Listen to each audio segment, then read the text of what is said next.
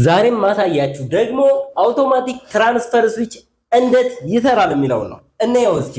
እዚህ ጋር ላይ አውቶማቲክ ትራንስፈር ስዊች ስናወራ ሁለት ፓወር ሰፕላዮች ይኖሩናል። በዚህ ጋር እንደምታዩት ጄነሬተር ሰፕላይ ይኖረናል። በዚህ ጋር ደግሞ የኢትዮጵያ ኤሌክትሪክ ፓወር ሰፕላይ ይኖረናል ማለት ነው። ይህ የሚያሳየው ሰርኪዩት ፓወር ዲያግራሙ ነው።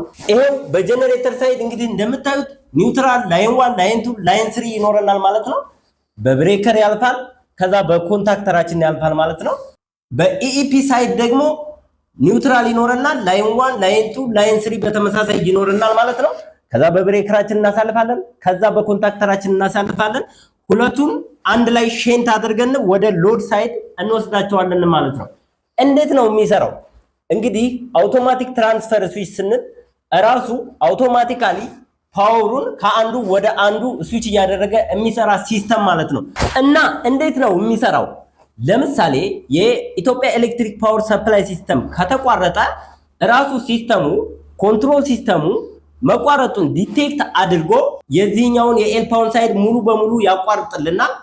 ጄነሬተሩን ያስነሳል። ከዛ የጄነሬተር ሳይድ ኮንታክተርን ያበራልናል። ፓወራችንም ወደ ሎዳችን ትራንስፈር ይሆናል ማለት ነው።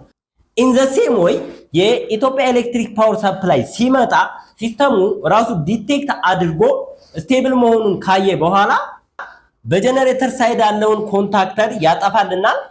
ከዛ በኤልፓ ሳይድ ያለውን ኮንታክተር ያበራልናል። ከዛ በመጨረሻ ጄነሬተሩን ያጠፋል ማለት ነው።